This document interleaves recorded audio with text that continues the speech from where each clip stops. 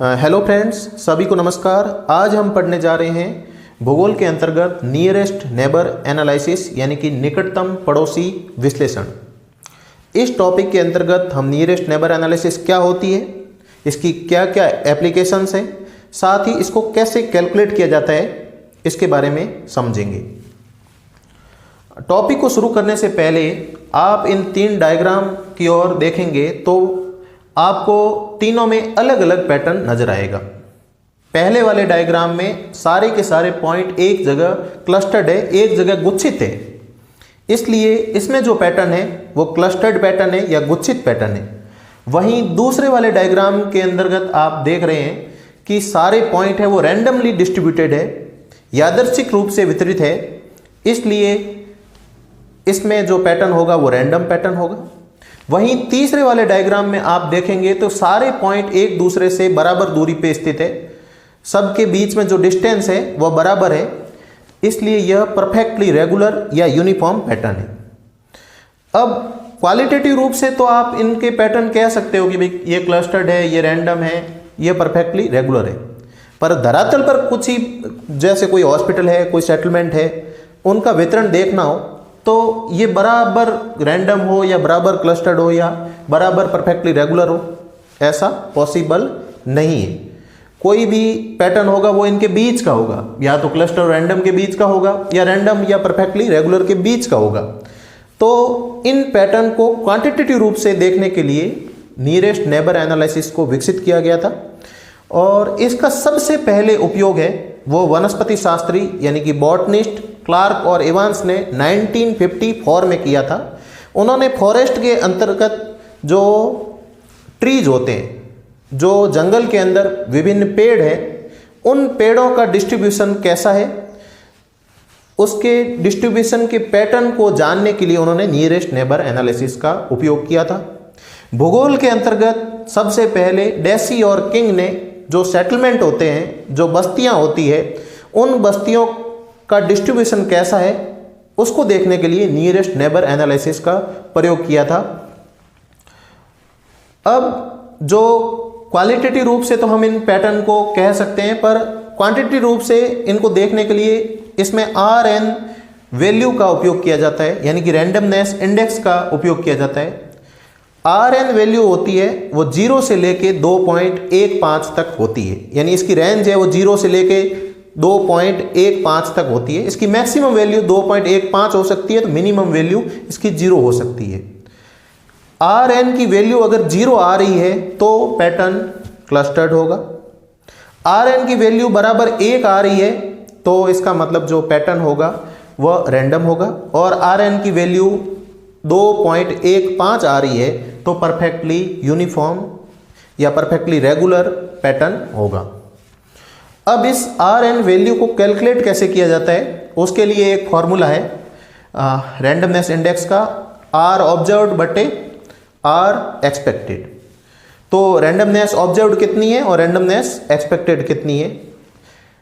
Randomness observed के लिए formula है total nearest neighbour observe distance बटे नंबर ऑफ पॉइंट्स।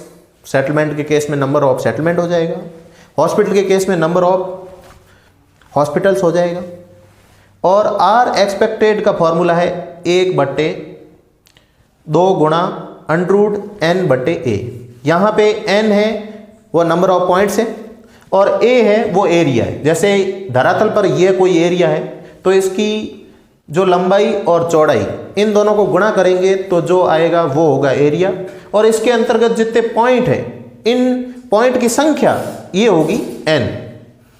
RO को हम D से भी लिख सकते हैं इसकी वैल्यू को। अगर अब D बटे इसको वैल्यू रखते हैं तो ये वाला जो पोर्शन है वह ऊपर की ओर आ जाएगा, तो जो हमारा फॉर्मूला होगा RN का वह होगा 2D √n बटे a। अब इस फॉर्मूले को हम एक सरल एग्जाम्पल के तौर पे कैलकुलेट करेंगे इस फॉर्मूले को लेके। तो अगर आपके पास कोई एक एरिया है धरातल पर, माना कि ये जो स्क्वायर है वह एक एरिया को प्रेजेंट कर रहा है, और इसके अंतर्गत 4 सेटलमेंट हैं, जो हमारे नंबर ऑफ पॉइंट्स है वो 4 है।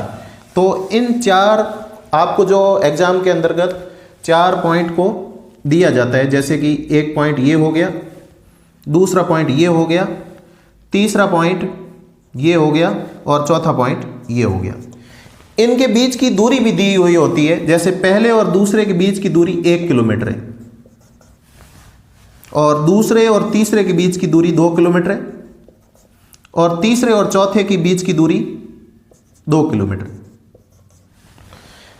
अब जो चारों पॉइंट है, इन चारों पॉइंट का सबसे निकटतम पड़ोसी कौन सा है उसका हम कैलकुलेशन करते हैं, उसको हम मापते हैं। तो पहला जो पॉइंट है, पहले पॉइंट का सबसे निकटतम पड़ोसी दूसरा पॉइंट है और उसकी दूरी कितनी होगी? पहले पॉइंट की दूसरे पॉइंट से दूरी होगी 1 किलोमीटर। तो पहले का निकटतम पड़ोसी कितना दूर है? 1 किलोमीटर। दूसरे पॉइंट का निकटतम पड़ोसी कौन सा है? दूसरे पॉइंट का पड़ोसी 1 नंबर है, वो भी 1 किलोमीटर की दूरी पे स्थित है। तो दूसरे के लिए जो वैल्यू आएगी दूसरे पॉइंट के लिए वो भी 1 किलोमीटर आएगी। तीसरा पॉइंट है वो दूसरे से भी 2 किलोमीटर नज़दीक है और चौथे से भी 2 किलोमीटर नज़दीक है, यानी कि इसका जो निकटतम पड़ोसी है वो 2 किलोमीटर दूरी पर स्थित है। वहीं चौथे पॉइंट को देखेंगे तो इसका सबसे निकटतम पड़ोसी है वो 2 किलोमीटर दूरी पे स्थित है, इसलिए इसकी जो वैल्यू आएगी वो 2 किलोमीटर आएगी। यानी कि टोटल नियरेस्ट नेबर जो ऑब्जर्व डिस्टेंस है वह होगी, ये सिंगल पॉइंट के लिए नियरेस्ट नेबर की ऑब्जर्व डिस्टेंस है, ये दूसरे के लिए, तीसरे के लिए, चौथे के लिए। इन चारों को अपन टोटल करेंगे तो 1, 2, 4, 6 किलोमीटर होगी। इसमें नंबर ऑफ पॉइंट्स का भाग दे देंगे, यानी 6 किलोमीटर में हम n का भाग दे देंगे नंबर ऑफ पॉइंट्स का, तो ये वैल्यू आएगी डेड, यानी d बराबर क्या होगा? 1.5। अब इस वैल्यू को हम इसमें पुट करेंगे। ये पूरा एरिया हमारा है 4 किलोमीटर बाई 4 किलोमीटर का। ये पूरा एरिया कितना है? लंबाई इसकी 4 किलोमीटर है, चौड़ाई इसकी 4 किलोमीटर है, यानी कि 4 × 4 16 स्क्वायर किलोमीटर का एरिया है। तो 16 स्क्वायर किलोमीटर का हमारा एरिया है, नंबर ऑफ पॉइंट्स 4 है और डी हमारा आया है, वो आया है 1.5। अब इस फॉर्मूले में इन वैल्यू को पुट करते हैं तो जो आर एन की वैल्यू आएगी, आर एन बराबर 2D डी हमारा है 1.5, साथ में इसको गुणा करेंगे अंडररूट n कितना है? n हमारे नंबर ऑफ पॉइंट 4 है और एरिया 4 × 4 यानी कि 16। अब इस इक्वेशन को सॉल्व करें तो 4/16 की वैल्यू होगी 1/4 और 1/4 का जो अंडररूट होता है वो होगा 1/2। तो अगर इसको लिखें तो 2 गुणा 1.5 गुणा 1/2, 2 से 2 कट जाएगा और हमारी वैल्यू आएगी वो आएगी 1.5। अब इस स्केल में 0 से लेकर 2.15 में के बीच में जो 1.5 की वैल्यू है वो आ रही रैंडम और परफेक्टली रेगुलर के बीच का पैटर्न आ रहा है, मतलब थोड़ा सा रैंडम की तरफ है। तो जो इसका पैटर्न होगा वो रैंडम और यूनिफॉर्म के बीच का पैटर्न होगा।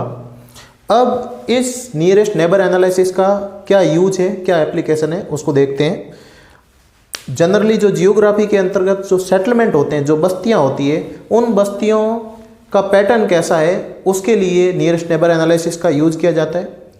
साथ ही अगर बॉटनिस्ट या इकोलॉजिस्ट है तो वो जो जंगल के अंदर पेड़ पौधे हैं उनका पैटर्न देखने के लिए यूज करते हैं। अगर ह्यूमन द्वारा जो एग्रीकल्चर या हॉर्टिकल्चर की जाती है, जैसे कि मैं अमरूद का बाग लगा रहा हूँ, तो अमरूद का बाग लगाऊंगा तो अमरूद के जो पौधे लगाऊंगा वो बराबर डिस्टेंस से लगाऊंगा तो उसका पैटर्न यूनिफॉर्म आएगा, 2.15 की वैल्यू आएगी।